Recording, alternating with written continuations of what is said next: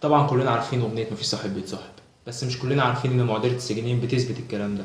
ايه معضله السجينين ديت؟ تعال نشوف. في عالم رياضياتي اسمه جون ناش. جون ناش دوت واخد جايزه نوبل في الاقتصاد سنه 1994، واخد جايزه ايبول 2015 في الرياضيات. وتم انتاج فيلم ليه اسمه A Beautiful Mind بيحكي عن قصه حياته. الفيلم ده واخد 4 جوائز اوسكار. بس الغريب ان جون ناش دوت كان مريض انفصام وعنده اكتئاب. مين في الحياه دي ما اتولدش كئيب؟ قال لك ايه بقى يا عم جون ناش دوت؟ قال لك نفترض ان انت وانت واحد صاحبك رايحين تسرقوا بنك. صاحبك دوت غواك وقال لك يلا بينا نروح نسرق البنك اللي على قمة شارعكم، واداك سلاح وهو اخد سلاح، وتوكلتوا على الله ورايحين تسرقوا. قبل ما تسرقوا راح الظابط قبض عليكم. معلش تعوض. المهم الظابط ده خدته على الاسم وقال لك لو انت اعترفت على صاحبك انت هتخرج وصاحبك هيتحبس 15 سنة، وصاحبك نفس الكلام لو هو اعترف عليك هو هيخرج وانت هتاخد 15 سنة. بس لو انتوا الاتنين سكتوا انتوا الاتنين هتتحبسوا شهر واحد بس عشان معاكوا سلاح. احب اعرفك ان الظابط ده حطك انت في اوضه لوحدك وهو في اوضه لوحده، بالتالي محدش فيكم هيعرف التاني بيفكر في ايه. وهنا تكمن المعضله. نفترض ان هو دخلك انت الاول وقال لك عندك 4 اختيارات. لو انت اعترفت على صاحبك انت هتاخد براءه وهو هيتحبس 15 سنه، ولو هو اعترف عليك انت هتتسجن 15 سنه وهو اللي هياخد براءه.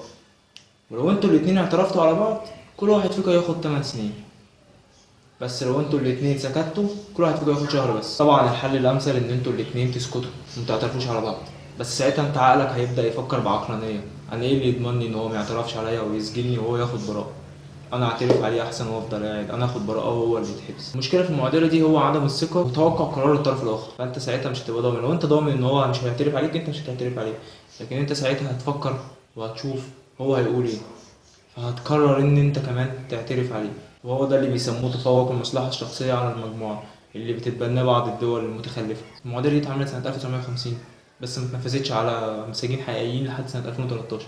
بس لما اتنفذت لقوا ان رد الفعل متوقع غريب. المفروض ان هما يعترفوا على بعض، لكن اتضح ان هما اتفقوا مع بعض، كل واحد فيهم فضل ساكت احسن ان هو ياخد القرار الامثل اللي هو السكوت.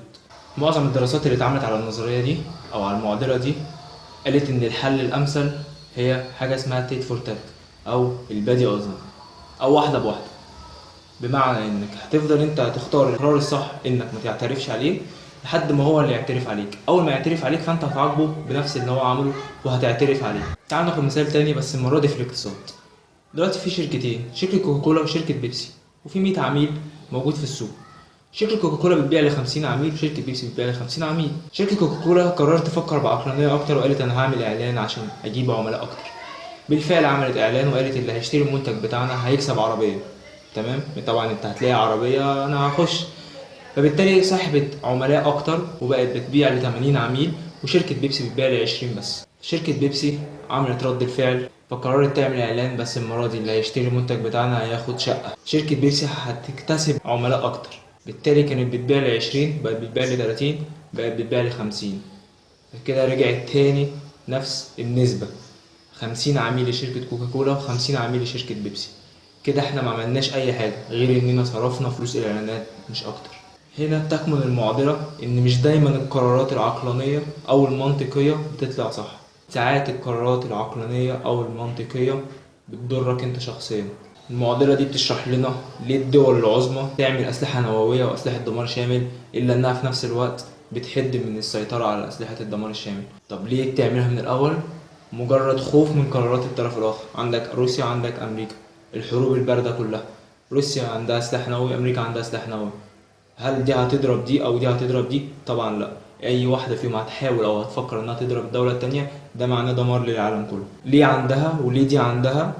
مجرد معادلة سجنين. انا بفكر في اللي انت بتفكر فيه، انت هتخوني فانا بالتالي هرد عليك بالخيانة برضو.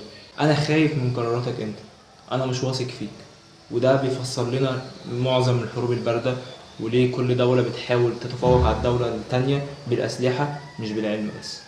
لو عجبك الفيديو اعمل شير وسبسكرايب على اليوتيوب عشان يوصلك الفيديوهات الجديدة. ده لو عملت فيديوهات جديدة. سلام. يلا بينا منتكلمش منعترفش على بعض، وبالتالي هنخرج ناخد شهر واحد بس.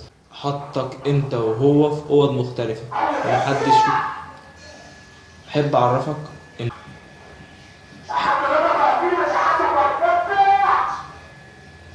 احب اعرفك ان الضابط ده حطك انت وهو في اوضه.